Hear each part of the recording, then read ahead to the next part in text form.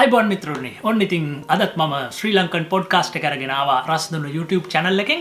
අද එපිසෝඩ් එක පටන් ගන්න කලින් ඔයාලා තාම අපිව subscribe කරලා නැත්නම් ටක් ගාලා ගිහිල්ලා පල්ලෙහා තියෙන subscribe button එක ඔබලා අපේ channel එක subscribe කරලා bell icon එකත් ඔබලා notification on කරගෙන දිගටම මගෙත් එක්ක රැඳී සිටින්න.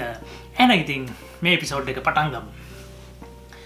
හරි මේ එපිසෝඩ් එකත් ඊයේ සිදුවෙච්ච ඛේද වාචකය පාදක කරගත් තවත් පොඩ්කාස්ට් එකක්. ඉතින් ඊයේ ඛේද වාචකය ගැන මුළු මහත් ලෝකෙම මේ වෙද්දි දන්නවා. ඔයාලා අපි හැමෝම දුක් වෙන අපි හැමෝම කම්පාවට පත්වෙච්ච සිද්ධියක් තමයි ඊයේ ඉන්දියාවේ හයිදරාබාද් නගරේ දහවල් වරුවේ සිද්ධ වුණේ. ඒ තමයි ඉන්දියාවේ සිට එක්සත් රාජධානිය බලා පිටත් වෙන්න සූදානම් වෙලා පිටත් වෙන්න උත්සාහ කරපු බෝයින් ගුවන් යානයක් හදිසියෙම කඩා වැටිලා සිද්ධ වෙච්ච මහා ඛේදවාචකය. මේක මේ සතවර්ෂයේ වෙච්ච දරුණුම ඛේදවාචකයක් කිව්වොත් නිවැරදි. ඉතින් ඒ ඛේදවාචකයෙන් මේ වෙද්දී 300කට ආසන්න ප්‍රමාණයක් ජීවිතක්ෂයට පත් වෙලා ඉන්නවා කියලා තමයි අපිට පුවත් වලින් දැනගන්න ලැබෙන්නේ. ඉතින් ආශ්චර්යයකට වගේ එක පුද්ගලයෙක්ගේ දිවි බේරිලා තියෙනවා. තාම දන්නේ නැහැ හරියටම කොහොමද ඔහු බේරුණේ කියලා. ඉතින් ඒ පිළිබඳව නොඑක් දුක්ඛදායක සංවේදී කතා තමයි ඊයේ දවසේ සහ අද දවස පුරා අපිට ඇහෙන්නේ. ඉතින් මේ එපිසෝඩ් එකේ මම බලාපොරොත්තු වෙනවා අහමදාබාද් සිට එක්සත් රාජධානිය බලා යන්න සූදානම් වෙච්ච මේ අවාසනාවන්ත පැසෙන්ජර්ස්ලා එහෙම නැත්නම් අවාසනාවන්ත මිනිසුන්ගේ ඛේදනීය කතාවෙන් බිඳක් ඔයාලට නැවතත් මං ගේන්න. මේක මම උපුටා දක්වන්නේ අන්තර්ජාලයෙන්. ඉතින් අන්තර්ජාලයෙන් උපුටා ගන්න සිද්ධියක් තමයි මං ඔයාලට මේ කියන්නේ. සැකවින් කිව්වොත් මේ අනතුර ගැන ඉන්දියාවේ ඉඳලා එංගලන්තේ බලා යන්න සූදානම් වෙච්ච එයා ඉන්දියා බෝයින් 787 කියන යානය තමයි මෙසේ අනතුරට ලක් වුණේ. ඉතින් යානය ගුවන් ගතවීමේදී යානය තුළ මිනිසුන් 242ක් පමණ රැඳී සිටිලා තියෙනවා. එයින් 230ක් යානේ ගමන් ගත්ත පැසෙන්ජර්ස්ලා. ඉතිරි 12 දෙනා යානේ කාර්ය මණ්ඩලය. සියලු දෙනාගෙන් එක් අයෙක් ඇර මේ වෙද්දී අනිත් ඔක්කොම සිය ජීවන ගමන නිමා කරලා තියෙනවා. ඒ වගේම යානේ කඩා වැටිච්ච විශ්වවිද්‍යාල ගොඩනැගිල්ලේ සිටපු අයත් මේ වෙද්දී බොහෝ පිරිසක් මිය ගිහිල්ලා කියලා තමයි වාර්තා වෙන්නේ. මියගිය 241 දෙනා, ඒ කියන්නේ යානේ ගමන්ගත් 241 දෙනා අතර ඉන්දියානුවන් 169 දෙනෙක් සහ පෘතුගීසි ජාතිකයන් 7 දෙනෙක් සහ කැනේඩියානු ජාතිකයෙක් සහ එංගලන්ත ජාතිකයන් 50 දෙනෙක් ඉන්නවා කියලා තමයි වැඩිදුරටත් වාර්තා වෙන්නේ. ඉතින් අපි බලමු ඒ අතරින් වාර්තා වෙච්ච ඛේදනීයම කතන්දර කිහිපයක්. ඉතින් මුලින්ම අපි කියන්නේ වෛද්‍ය යුවල සහ දරුවන් තිදෙනාගේ මරණය. ඉතින් මං ඊයේ මේ පිළිබඳව ඔයාට වීඩියෝ එකක් ගෙනාවා. මේ වෛද්‍යවරයා ගැන අපි අහලා බලමු තියෙන සෝචනීය කතාව. වෛද්‍ය යුවල සහ දරුවන් තිදෙනාගේ මරණය.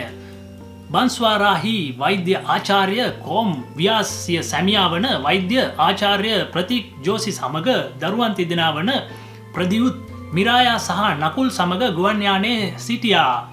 වෛද්‍ය ආචාර්ය කෝමි මාසයකට පෙර උදයපූර්හි පැසිෆික් රෝහලේ රැකියාව අත්හැර සිය සැමියා සමග වාසය කිරීමට ලන්ඩන් යමින් සිටියා. ආචාර්ය ප්‍රගීත් ලන්ඩන්හි පෞද්ගලික රෝහලකට සම්බන්ධ වීමට සූදානම් වූ අතර ආචාර්ය කෝමිටද එහිම නව රැකියාවක් ලැබීමට නියමිතව තිබුණා. ඒ නිසා ඔවුන් දරුවන් 3 දෙනාත් සමග ලන්ඩන් නුවරට ගෙන යාමට තීරණය කළා. පවුල දරුවන්ගේ අධ්‍යාපනය සහ අනාගතය සඳහා මෙම විශාල තීරණය ගත්තත් ගුවන් අනතුරෙන් 5 දෙනාම මිය ගියා. ගුවන් යානය පියාසර කිරීමට පෙර වෛද්‍ය යුවල දරුවන් තිදෙනා සමග ගත් සෙල්ෆි ඡායාරූපය ඔවුන්ගේ අවසාන ඡායාරූපය බවට පත් වුණා. ඊළඟට අපි උපුටා දක්වන්නේ එවැනිම සෝචනීය කතාවක්. තවත් දෙයක්. මේ කතාවත් ඉතාමත් සංවේදී සෝචනීය කතාවක්. ඒ තමයි කුෂ්බු නම් තරුණියක්. ඇය විවාහ වෙලා මාස 4යි. ඉතින් විවාහ වෙලා මාස 4කට පස්සේ ඇගේ සැමියා බලන්න ඇය ලන්ඩන් බලා පිටත් වෙනවා තනියම. ඒ පිළිබඳව තමයි මේ පුවත. රාජස්ථානයේ බලෝත්‍රා ප්‍රදේශයේ කුෂ්බු කන්ව සිය සැමියා හමුවීමට ලන්ඩන් යමින් සිටියා. ඇගේ සැමියා එහි වෛද්‍යවරියක්. කුෂ්බුගේ විවාහය සිදු වෙලා තියෙන්නේ ජනවාරි මාසේ. ඒ කියන්නේ මාස 4කට කලින් ජනවාරි 18 වෙනිදා. ඇගේ වීඩියෝවක් මේ වෙද්දී සමාජ මාධ්‍ය තුල සංචරණය වෙනවා. මෙම වීඩියෝව ඇය නිවසින් ගුවන් තොටුපොළට පිටත්ව යන විට සිය දෙමාපියන් විසින් වීඩියෝ ගත කරපු වීඩියෝ එකක්. මෙම වීඩියෝවේ කුෂ්බු හැඟීම් බරව පෙනී සිටී. ඇය සිය දෙමාපියන් සහෝදර සහෝදරයන් සහ ඥාතීන් වැළඳගෙන කඳුළු සලමින් තමයි ඇගේ මේ ගමනට එමත් නැත්තම් ඇගේ අවසන් ගමනට සමු දෙන්නේ. අත් එකතු කර ඇය කාර්යයට ගොඩ වී සමු ගැනීම සටහන් කරනවා. ඉතින් මේ තවත් එවැනිම සෝචනීය කතාවක්. සංචාරය සඳහා ලන්ඩන් යමින් සිටි සහෝදර සහෝදරිය. රාජස්ථානයේ උදේපූර්හි චන්ද්‍ර ව්‍යාපාරිකයෙකු වන සංජීව් මෝදිගේ පුත් සහ ශුබ් සහ දියණිය ශගුන්ද ගුවන් යානයේ සිටියා. ඔවුන් ලන්ඩන් සංචාරයකට යමින් සිටියා. MBA අධ්‍යාපනය හදාරා අවසන් කළ සහෝදරයා සහ සහෝදරිය පියාගේ ව්‍යාපාර බලාගෙන තමයි කටයුතු කරලා තියෙන්නේ. අනතුර ගැන දැනගත් වහාම සංජීව් මෝදි අහමදාබාද් බලා පිටත්ව ගියා. ඉතින් ඒ පවුලේ සහෝදරයෙක් සහ සහෝදරියක් මේ ගුවන් යානයෙන් අනතුරට ලක්වීම ඉතින් ඔවුන් දෙදෙනා සංචාරයක් සඳහා තමයි ලන්ඩන් බලා පිටත් වෙලා තියෙන්නේ. ඉතින් ඒක ඔවුන්ගේ අවසන් ගමන තීරණය වෙච්ච සංචාරය වුණා. ඉතින් මේ තවත් එවැනිම කතාවක්. බිරිඳ සහ දරුවා ආපසු ඉන්දියාවට ගෙන ඒමට යමින් සිටි ව්‍යාපාරිකයා බිකානේර්හි ශ්‍රී ඩුංගර්ගර්හි හිටපු මන්ත්‍රී ක්‍රිෂ්ණා රාම් නායිගේ මුණුබුරා වන අභිනව් පරිහාර්ද ගුවන් අනතුරෙන් මිය ගියා. ඔහු ලන්ඩන්හි ව්‍යාපාර කටයුත්තක් කරමින් සිටියා. අභිනව් දින 5කට පෙර පමණ අහමදාබාද්හි වෙළඳ ව්‍යාපාරය සඳහා කාර්යාලයක් විවෘත කර තිබූ අතර මෙහි පදිංචියට පැමිණීමට සූදානම් වෙමින් සිටියා. ඔහු ලන්ඩන් සිට බිරිඳ ශ්වේතා සහ පුතා විහාන්ව ඉන්දියාවට ගෙන ඒමට තමයි මේ අවසන් ගුවන් ගමනට සහභාගී වෙලා තියෙන්නේ. මේවා ඇත්තටම හදවත කම්පා වෙන ප්‍රවෘත්ති. අපි බලමු ඊළඟ කතාව මොකක්ද කියලා. පයාල් MBBS හි ඇතුල්වීමට යමින් සිටියා.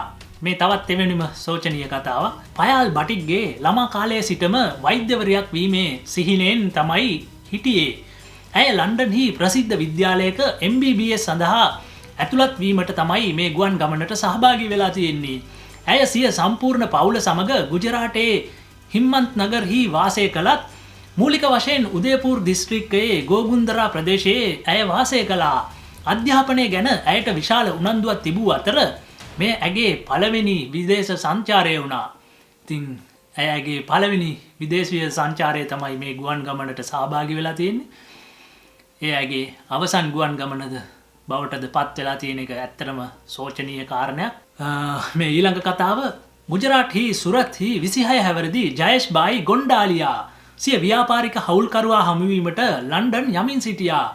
ඔහු ගුවන් යානයේ අංක 54 දරන ආසනයේ තමයි රැඳී හිටියේ. ජයේෂ් සිය බිරිඳ සොනල් සහ පුතුන් දෙදෙනා වන ධර්ම සහ විවාන් සමග වාසය කර අතර පොර්බන්දර් ආකේඩ්හි සිසු වීසා කාර්යාලයකුත් ඔහු පවත්වාගෙන ගොස් තිබුණා. ඉතින් ඔහුගේ අවසාන ගුවන් ගමන මේ බවට පත් වෙලා තියෙනවා. ඉතාමත් කනගාටුදායකයි. ඊළඟ කතාව තමයි විවාහයට ලන්ඩන් සිට බරෝඩා පැමිණි මව සහ දියණියකුත් අනතුරෙන් මිය ගිය අතර වඩෝදරාහි වාඩි ප්‍රදේශයේ සෙට්චාලා පවුලේ සමාජිකයන් දෙදෙනෙකුද මේ අතර සිටිනවා. 26 හැවිරිදි සදිකා බෙන් මොහමඩ් මියා සෙට්වාලා සහ ඇගේ වයස අවුරුදු 2ක් වන ෆාතිමා නම් දියණියද බ්‍රිතාන්‍යයේ සිට වඩදොරා පැමිණ සිටියා. සදිකා බෙන් විවාහයකට සහභාගී වෙන්න තමයි පැමිණිලා සිටියේ. ජූනි 12 වෙනිදා උදේ 7ට නැන්දම්මා දෙමාපියන් සහ සහෝදරයා ඇයව අහමදාබාද් ගුවන් තොටුපළට ගෙන ගියා. පවුල අහමදාබාද් සිට වඩෝදරා බලා ආපහු යමින් සිටියේදී මාර්ගයේදී ඔවුන්ට ගුවන් අනතුර ගැන ආරංචි වුණා. සියලු දෙනාම වහාම අහමදාබාද් වෙත ආපසු පැමිණියා. සදිකා බෙන් සහ ෆාතිමාගේ මල සිරුරු පිළිබඳ ඔවුන්ට තාමත් කිසිදු තොරතුරක් ලැබිලා නැහැ. ඊළඟ කතාව ලෝරන්ස් නම් තරුණයෙක් ගැන. ඔහු සිය පියාගේ අවමංගල්‍ය කටයුතු සිදු කරලා ඉවර වෙලා ආපහු ලන්ඩන් බලා යමින් සිටියේදී තමයි මේක සිද්ධ වෙලා තියෙන්නේ. අනතුරෙන් ලෝරන්ස් ඩැනියල් ක්‍රිස්වියන්ද මිය ගියා. ඔහු ලන්ඩන්හි රැකියාවක් කරන තරුණයෙක්. ලෝරන්ස් සිය පියාගේ අවමංගල්‍ය උත්සවයට සහභාගී වෙන්න ගුජරාටේ මණිනගර් වෙත පැමිණි සිටියා. ඊයේ ලෝරන්ස් ලන්ඩන් බලා ආපසු යමින් සිටියේදී තමයි මෙම අනතුර සිද්ධ වෙලා තියෙන්නේ. ඔහු වාඩි වෙලා ඉඳලා තියෙන්නේ ආසන අංක 37. ඉතින් ඔහුව ගුවන් තොටුපළට එක්කරන් ගිහින් තියෙන්නේ ඔහුගේ මව. ඉතින් ඒ අවස්ථාවේ ගත්ත ඡායාරූපයක් තමයි මේ පළ වෙලා තියෙන්නේ. තවත් කතාවක්, ඉතාමත් ශෝක ජනක කතාවක්. මණිපූර්හි අවාන් ලේකේහි 22 හැවිරිදි නගන්තෝයි ශර්මාගේ මව ඡායාරූප ඇල්බමය හැකිලමින් කලබලෙන් පැවසුවේ කොහෙද ගියේ මගේ දුව කියා. නගන්තෝයි මෙම ගුවන් යානයේ ගුවන් සේවිකාවක් ලෙස කටයුතු කළා. ඉතින් ඇගේ සහෝදරිය වන ගීතාංජලි පැවසුවේ අපි සහෝදරියන් තිදෙනෙකු බවත් ගුවන් සේවිකාවක් වීම එයාගේ අක්කගේ සිහිනයක් වෙලා තිබ්බ බවයි. අන්තර්ජාල තහනම නිසා අපට වීඩියෝ චැට් කිරීමට නොහැකි වුණා. ඇය ලන්ඩන් යන බවත් සම්බන්ධ වීමට නොහැකි වන බවත් පණිවිඩයක් එවලා තිබුණා. ජූනි 15 වෙනිදා ආපසු පැමිණෙන බව ඇය පවසා තිබුණා. මම ඇයට සුබ පැතුවා. පසුව ඇයව හඳුනාගත් පුද්ගලයෙක් අපිට දුරකථනයෙන් ඇගේ මිය යාම ගැන දන්වා සිටියා. මේ තවත් එවැනිම කතාවක්. ගුවන් අනතුරෙන් ආග්‍රාහී යුවලක් මිය ගියා. නිරාජ් ලවානියා සහ ඔහුගේ බිරිඳ ආග්‍රාහී අකෝලා නගරයේ වාසය කළා. නිරාජ්ගේ වැඩිමහල් සහෝදරයා වන සතිෂ් ලවානියා පැවසුවේ නිරාජ් වඩදොරාහි පෞද්ගලික සමාගමක රැකියාවක් කළ බවත් කිහිප වසරකට පෙර ඔහු එහි පදිංචියට ගිය බවත්. ඔහු සිය බිරිඳ අපර්ණාව ලන්ඩන් සංචාරයක් සඳහා රැගෙන යමින් සිටියේදී තමයි මේ අනතුර සිද්ධ වෙලා තියෙන්නේ. මේ ඡායාරූපයෙන් පේන්නේ ඔවුන් දෙන්නා. මේ තවත් එවැනිම අනුවේදනීය කතාවක්. දියණිය හමුවීමට ලන්ඩන් යමින් සිටි මව ගුජරාටේ බබයින්හි අංජු ශර්මා 55 හැවිරිදි කාන්තාවද අනතුරෙන් මිය ගියා. ඇය විවාහයෙන් පසු පසුගිය වසර 35ක පමණ කාලයක් වඩෝදරාහි ජීවත් වුණා. අංජු ශර්මා සිය වැඩිමහල් දියණිය නිම්මි ශර්මා හමුවීමට ලන්ඩන් යමින් සිටියා. ලන්ඩන්හි ඇය තමන්ගේ දියණියත් එක්ක මාස 6ක් ගත කරන්න තමයි මේ ගමනට සහභාගී වෙලා තිබුණේ. අංජු ශර්මාට දියණියන් දෙදෙනෙක් සිටිනවා. බාල දියණිය හනි වඩෝදරාහි වාසය කරනවා. අංජුගේ විවාහය 1990 දී මූලික වශයෙන් පටියාලා වාසී පවන් ශර්මා සමග සිද්ධ වෙලා තියෙනවා. පවන් වඩෝදරාහි ව්‍යාපාරිකයෙක් වන අතර ඔහු වසර 5කට පෙර මිය ගොස් ඇති බව තමයි වැඩිදුරටත් වාර්තා වෙන්නේ. මේ තවත් එවැනිම කතාවක්. පුත්‍රයා හමුවීමට යමින් සිටි වැඩිහිටි යුවල. මහාරාෂ්ට්‍ර ප්‍රාන්තයේ සෝලාපූර්හි වැඩිහිටි යුවලක් වන 68 හැවිරිදි මහාදේවි පචාර් සහ ඔහුගේ බිරිඳ ආශා පුත්‍රයා හමුවීමට ලන්ඩන් යමින් සිටියත් අනතුරට ගොදුරු වුණා. වරිෂ්ඨ නිලධාරියෙකු පැවසුවේ මහාදේවි නඩියාඩි ගුජරාටෙහි රෙදි මෝලක වැඩ කළ පුද්ගලයෙක් බවයි. ඔහුට පුත්‍රයන් දෙදෙනෙකු සිටින අතර එක් අයෙකු අහමදාබාද්හි වාසය කළ අතර අනෙකා ලන්ඩන්හි වාසය කළා. ලන්ඩන්හි වාසය කරන පුත්‍රයා හමුවීමට බොහෝ කලක් ගත වී තිබුණා. යුවල මෙම අවස්ථාව දිගු කලක් තිස්සේ බලාපොරොත්තුවෙන් සිටියා. පචාර් පවුල වසර 15කට පෙර සංගෝලා අතහැර ගුජරාටේ පදිංචියට ගියා. ඥාතීන් පැවසුවේ යුවල ඉතා උද්‍යෝගයෙන් සිටි බවයි. එහෙත් පුත්‍රයාට ඔවුන් දෙසට බලා සිටීමට පමණක් සිද්ධ වුණා. ඉතින් මේ වෙද්දී ඔවුන් සියලු දෙනාගේම සිරුරු කෑලි බවට පත් වෙලා ගින්නෙන් විනාශ වෙලා අඳුරගන්න බැරි තත්ත්වයට තමයි පත් වෙලා තියෙන්නේ. ඉතින් මේ වෙද්දී ඉන්දිය රජය ඔවුන්ගේ DNA පරීක්ෂණ සිදු කරනවා ඥාතීන්ට අදාළ දේහය බාර දෙන්න. ඉතින් කිසිම සිරුරක් මේ වෙද්දී හඳුනා ගැනීමට නොහැකි තත්ත්වයෙන් තමයි තියෙන්නේ. ඉතින් අපි දැක්කා අන්තර්ජාලයේ මුහුණු පොතේ සමහර වීඩියෝ සැරිසරනවා. ඒවා බලන්නවත් බෑ. අඟුරු වෙච්ච මිනිසුන්ගේ දේහයන් ට්‍රොලිවල තියලා අරයි යන ඒවා. ඉතින් ඉතාමත් සංවේදී සිද්ධියක් තමයි මේක. ඉතින් ගුවන් යානය කඩා වැටිලා තප්පර 49ක් වැනි සුළු කාලයක් තුලදී පිපිරිලා විනාශ වෙලා යනවා. ඉතින් ගුවන් යානය කඩාගෙන වැටිච්ච ඒ වෛද්‍යවරුන්ගේ නිල නිවාසයත් සම්පූර්ණයෙන්ම විනාශ වෙලා යනවා. ඉතින් සියලු දේශේ අලු දූවිලි බවට පත් වෙලා ගියා. ඉතාමත් ෂණික මොහොතකින්. එහෙම තමයි ජීවිතේ හැටි. ජීවිතය කියන්නේ ප්ලෑන් කර කර සිද්ධ වෙන දෙයක් නෙවෙයි. ජීවිතය මං හැම වෙලේම කියනවා වගේ මේ මොහොත තමයි අපේ ජීවිතය. අපිට කවදාවත් අනාගතයක් ප්ලෑන් කරන්න බෑ. ප්ලෑන් කරත් අනාගතයේ සිද්ධ වෙයිද කියලා අපිට ස්ථීර වශයෙන් කියන්න බෑ. එහෙම තමයි මේ අස්ථීර ලෝකේ පැවැත්ම පවතින්නේ. ඉතින් හැමදේම අනිත්‍ය වෙච්ච ලෝකයක අපිට කවදාවත් අනාගතයක් ප්ලෑන් කරන්න කොහොමද කියන එක අපි හැම වෙලේම හිතන්න ඕනේ. ඉතින් බුදුරජාණන් වහන්සේගේ ධර්මය දේශනා කළ පරිද්දෙන්ම සියලු ධර්මතාවයන් නැසෙන සුළු බව මේ සිද්ධියෙන් පවා මනාවට ඔප්පු වෙනවා. ඉතින් අපි මෙවැනි සිද්ධි අපේ ජීවිත කාලයේ කිහිපයක් මේ වෙද්දී අපි දැකලා තියෙනවා. එකක් තමයි සුනාමි ව්‍යසනය. ඉතින් සුනාමි ව්‍යසනයනුත් ජීවිත බරපතල ගාණක් සුළු මොහොතකින් නිමේෂයකින් මේ ලෝකයෙන් නික්ම ගියා.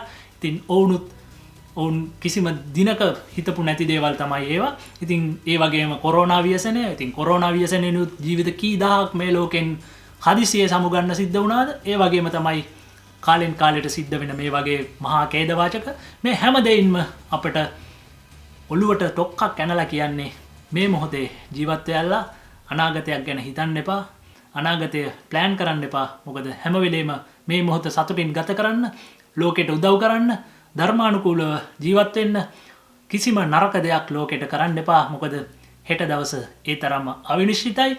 හෙට දවසේ ඇසිල්ලකින් අපේ ජීවිතය මේ ආකාරයෙන් වාෂ්ප වෙලා යන්න පුළුවන්. ඉතින් ඒක තමයි මේ හැම දෙයකින්ම අපිට ලැබෙන පණිවිඩ, අපිට ලෝකයෙන් ලබා දෙන පණිවිඩ. ඒ පණිවිඩ අපි අපේ මොළයට ගන්න ඕනේ. ඒ පණිවිඩ අපි අවබෝධ කරගන්න ඕනේ.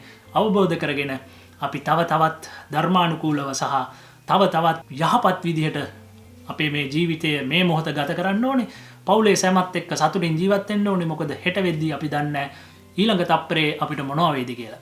එහෙනම් ඉතින් මේ වීඩියෝ එකකින් මම සමුගන්නම්. ඔයාලා සතුටින් ඉන්න, ධර්මානුකූලව ජීවත් වෙන්න. ඔයාලට හැඟෙන දේ පල්ලෙහෙන් කමෙන්ට් එකක් දාගෙන යන්න. එහෙනම් මම නවතින්නම්. ඔයාලට ජය වේවා.